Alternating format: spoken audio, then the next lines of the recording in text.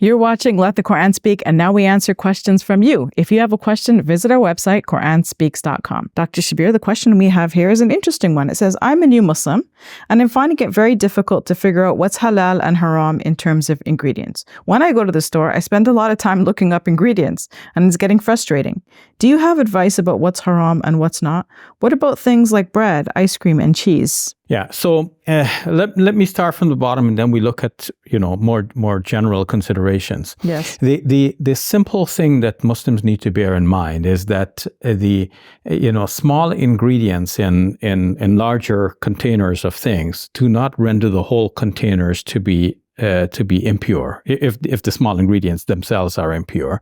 So that's one major consideration. In our classical books of Islamic jurisprudence, we'll find discussions, for example, what if you have a vat of water and then an animal falls in and dies in that, right? It could be a tiny animal, rodent or whatever. So you take that out. This is what they prescribe. You take that out and take out so many buckets of water from that larger container and add new water to it. So what are they prescribing here? That you're diluting whatever effects have been left in that water due to the impure substance falling into it. But you're not going to condemn the whole vat of water just because of this one little mishap. Okay, if you did, then you would make life impractical for people. So, the scholars were wise enough to see that Islam has this flexibility about it. But common people don't seem to know this. It just seems to them, and sometimes some popular preachers as well would, bandy about some narratives that says, like if something impure, is in there, then it makes the whole thing impure, something of this nature. But practically, this is not easy to live by. And the Sharia, the Islamic law, was never meant to be impractical or stifling. The Quran says very plainly, "Ma anzalna alayka al-Qur'ana litashqa." We didn't reveal the Quran to you to make you miserable. So it's to give us freedom and vitality and make things practical and easy for us. The Quran says, "Yuridu Allahu bikum al-yusra wa la yuridu bikum al-usra." God desires ease for you, not hardship. Now, coming back to this practical issue, so one consideration is that if it's a small ingredient in the larger whole, that does not render the whole thing impure. Now, if I bring this down to the practical experience of people, let's say you bought a loaf of bread, you cut into it, and you found that there is an ant baked into this bread. What are you going to do? You're going to throw away the whole loaf? No. Common sense tells you you're going to pinch out that part and throw away the ant with a little bit of bread along with it, but you can eat the rest of the bread. It depends how if someone's squeamish. Right? Yes, if somebody's squeamish, that's fine. I mean, that's up to you personally. Yeah. And of course, depending on your affluence and so on, if to you like $3 for a loaf of bread is no sweat for you to throw away, I mean, that's up to you. But if we're talking about an average person on the ground for whom $3 is a lot of money, and then, they might want to save the bread. So you don't want to come in with Islamic law and says, no, you got to throw away this bread, because then you're going to hurt the person and break their heart and make them feel sorry that they're a Muslim for a moment here. So, I mean, some people respond to this differently and say, yes, this is a sacrifice for the sake of God. I will do it and whatever. But when we're talking about Islamic law that has to be applied across the board and to be made accessible to all and everyone, we cannot, go with the highest stricture, nor should we go down to the lowest common denominator, but it should be somewhere balanced in between. So the balance in a thing like this is to say, well, in that case, you just pinch away the piece of bread, throw it away, and you can use the rest. But if you don't want to eat it, nobody's going to force you to eat it. You want to give it away to a poor person, give it away to a food bank, whatever, if that's acceptable to the food bank or whatever. You find a good way of disposing of it without wasting it, and that's cool. So you're not forced to, but you're not prevented from eating, something like that. So one consideration is that the size of the ingredient relative to the whole. Another consideration is that things change their form over time. Like if there is a slab of meat and you go, pinch off a piece and you eat it, and you know that this meat is impure because it wasn't slaughtered in the proper Islamic manner and so on, then this definitely is haram, impermissible. Nobody will disagree with that. But now you take that pinch of meat and you put it through a chemical process. You transform it. It becomes something else. You look at it, it's no longer a piece of meat. And nobody desires to eat it as a piece of meat. It's fulfilling some other function now, like, to stabilize certain processes, chemical processes that are used for production of food and so on. It's no longer a piece of impure substance that you're eating. Now it's a chemical ingredient. Now we know from classical Islamic law that things may change their nature. A classical example of this is grapes. Well, grapes by themselves are permissible. If they're pressed into wine, the wine is impermissible. But if the wine changes into vinegar, the vinegar is permissible. And some scholars in some classical law books also gave the example of a donkey falling into a mine. Now, it sounds a little gross, but a donkey may fall into a mine, they say. And I don't know the chemistry about this, but the donkey may actually become salt. And then the salt is permissible.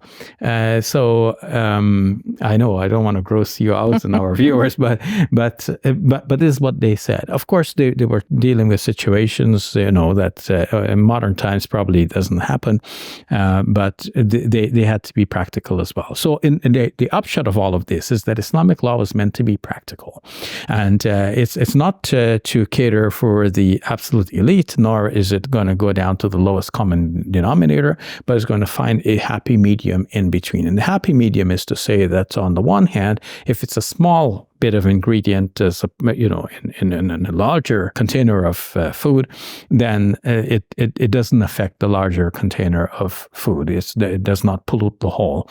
And it doesn't mean that a Muslim would deliberately say, oh, now I can add a little bit of wine in my cooking because it's a little bit in the whole. No, because a Muslim has no reason to do that. But we're talking about food that's already prepared, already in the market. And on the whole, they appear to be good food, then we will not prevent Muslims from buying those and using those, as opposed to you're deliberately doing it yourself. Because here you have control. On the other hand, you do not have control. Why would you as a Muslim want to add some impure substance? And the second thing is that most of what we're looking at when we read the ingredients are chemical substances that have changed from their original nature. They're no longer an impermissible piece of meat, but they're now some chemical ingredient. And that's permissible by their very nature. So, Dr. Shabir, what advice would you have to somebody who's going to the store, as this new Muslim is, and wondering, should they check the ingredients? Should they call up the company? Because that's what some Muslims do that, right? They call up the company to find out, is there any animal product in this ice cream, for example, right? So what would you tell a new Muslim? I can tell them from my own experience. When I was a youth, Safiyyah, I used to be very particular about things like this. And I used to call up the companies. I used to check the dictionaries for all of these words, what they mean. And in those cases, in those days, internet was not very popular. So I'd be looking up the dictionaries and all. I go to the library to check out the books that have, these ingredients mentioned, to find out the traces of everything. Which of these come from animal sources? I would write to the companies as well to get replies from them. Like, can you clarify what? Because there was no email then, right? You had to write an actual letter. Popular, yeah. The upshot of all of this is that at the end of the day, you find that this is a rabbit hole. Like, you go in there and you keep going.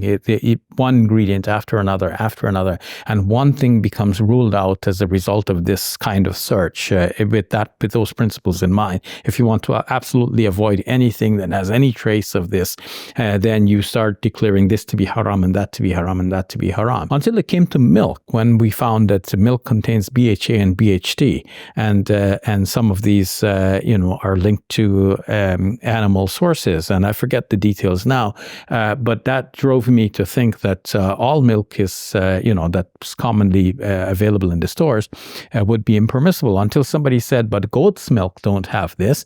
And so I started going to the natural food stores to buy goat's milk, but it was a bit difficult to stomach, and it leaves an after smell that is not easy to live with if you're not accustomed to this. But it wasn't for me.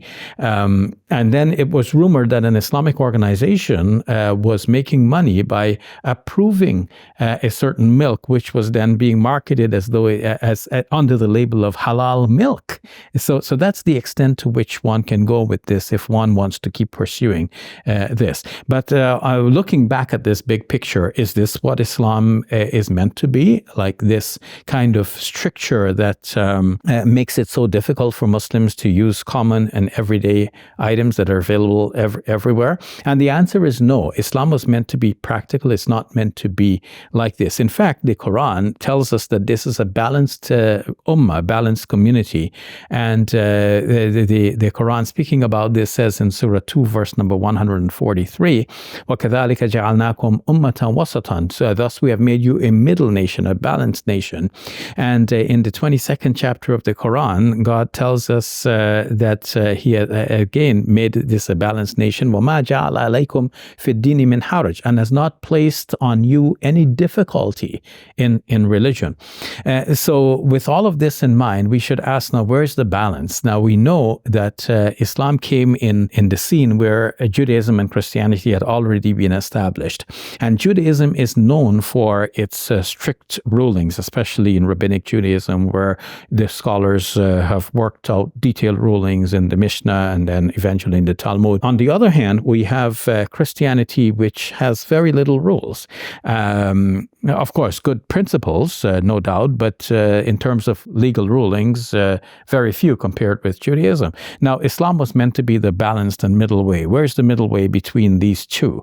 The liberalism of Christianity and the strictures and legalism of Judaism is supposed to be somewhere in the middle. But somehow it looks like Muslims are tending towards going to the legalism of Judaism. And we have to stop ourselves at that point and ask, where's the balance? So the balance is to, yes, avoid the things which are clearly impure. And which are those things, Dr. Shabir? Like, for example, the Quran tells us, إِنَّمَا حَرَّمَ عَلَيْكُمُ الْمَيْتَةَ وَالدَّمَ وَلَحْمَ الْخِنْزِيرِ وَمَا أُحِلَّ بِهِ لِغَيْرِ اللَّهِ. God has only made forbidden for you the dead meat and the dam, blood, and the flesh of swine, and that which has been dedicated to other than God, meaning when people slaughter, they slaughter on the altars to honor their gods. So these are the four things that are forbidden. Now, clearly, if you go eating one of these things, that's forbidden. But if, when you talk about the little ingredients in foods, these are not to be given the same kind of ruling. It's not, you can't equate one with the other. Clearly, you have a piece of forbidden meat, and now you have an ingredient, and you're asking about this ingredient. The meat, there is no question about it. Now, what about gelatin, Dr. Shabir? So gelatin, people have said that, okay, the gelatin does not change its nature, like it remains, the chemical composition of the animal from which it is taken. But that does not affect the other part, which is that it is a small ingredient in a larger container of material. And so you don't let this small ingredient affect and pollute the whole. You don't consider the whole to be polluted because of the small ingredient. I want to end, we can go on and on about this, but I'll end here on a point which I think will wrap it up. The Quran in Surah Al-Baqarah, prefacing the whole discussion about what is forbidden in terms of food, says, Ya ayyuhan nasu kulu min ma fil ardi halalan tayyiba. O humankind, eat of whatever is on the earth that is halal and tayyib. Halal means permissible, and tayyib means good. But it also has the connotation of eat whatever is in the earth, considering them to be halal and tayyib. Okay? That these are permissible and they are good. More to the point, the 5th chapter of the Quran, the 5th verse, Al-yawma uhilla lakum at-tayyibat. Today, all good things have been declared to be permissible for you. So tayyibat, this means things which are good. Putting these two verses together, because the first one was addressed to all humankind, it seems to me that what the Quran is saying here is that there are two basic ways of evaluating whether something is good for Muslims. At one level, there is what all people will agree to be good and wholesome and pure.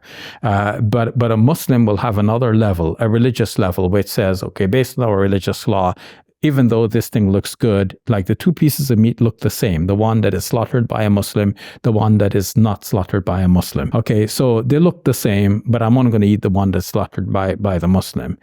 So there's no scientific reason for the two. It's just a religious reason that differentiates between the two. But now, looking at it with this two-level approach, we can see that there are things that people in general will consider good and pure and wholesome. So you go to the store, it wouldn't be in a modern store in a modern democratic nation if it was not good and pure and wholesome in the eyes of the public. All kinds of regulatory bodies will make sure that this is good and pure and wholesome and safe and healthy and so on for the public, right? And then the Muslim will be discriminating based on religious considerations. So now, what are the religious considerations? The religious considerations is what we will find very plainly mentioned in the Quran or in an authentic narrative going back to the Prophet Muhammad, peace be upon him, and speaking clearly about the issue. You see, for something to be forbidden, it must be clear. Every lawmaker knows this. You make a clear law and you publicize it widely, and then when people violate the law, that is when they're penalized for it. God, too, being fair and just and balanced, gives us laws which are clear in the Quran, and when we violate those after they have been pronounced clearly, that's when we are held responsible. So either God in the Quran has made it plain, or the Prophet Muhammad, peace be upon him, clearly gave an edict against something, declaring it to be forbidden. When we're talking about little ingredients, these are in fact a modern phenomenon that meat has been changed to these, or animal extracts have been changed into these ingredients. It wasn't there in the time of the Prophet, peace be upon him. One is really exercising judgment. It's a modern person that is really saying that all of these things are impermissible. That's a very important consideration. We do not find in the Book of God or in the clear statements of the Prophet Muhammad, peace be upon him, anything that would clearly delineate any of these modern ingredients to be impermissible. So we do not really have a clear religious mandate to take this thing which is pure by itself and declare it to be impure. Oh, but you go to the meat counter and you see that, okay, the meat there looks good and pure and wholesome to any individual except the Muslim, but the Muslim now has a religious reason for saying this is impure for me. Okay. It's impure because clearly in the Quran, the God has forbidden us from eating the things which are classified under dead meat, or the meat of swine, or blood, or that which has been dedicated to other than God. All right, we'll leave it at that, Dr. Shabir. That was very interesting. Thank you for sharing. You're welcome. Assalamu alaikum. Welcome to Muslim Media Hub, the new home of Let the Quran Speak. Here we spread positivity and good. We help people experience the beauty of Islam and help them appreciate and understand Muslims. This beautiful building we purchased at cost $2.3 million. Yeah, we've already raised a third of that money, and with your help, inshallah, we can pay off the rest. So we're looking for people who can give $1,000 each. If you can be part of the select group, that's amazing. Otherwise, just please give whatever you can. Every dollar counts. It's our collective responsibility to share the message of Islam with our fellow human beings. Please help us continue this good work. It's a sadaqah jariyah, something that will continue to be a benefit to the Muslim community long after Safiyyah and I are gone. Please support our work at muslimmediahub.com. Your support is zakat eligible and tax deductible. May Allah bless you and your loved ones today and always. Assalamu alaikum. Assalamu alaikum.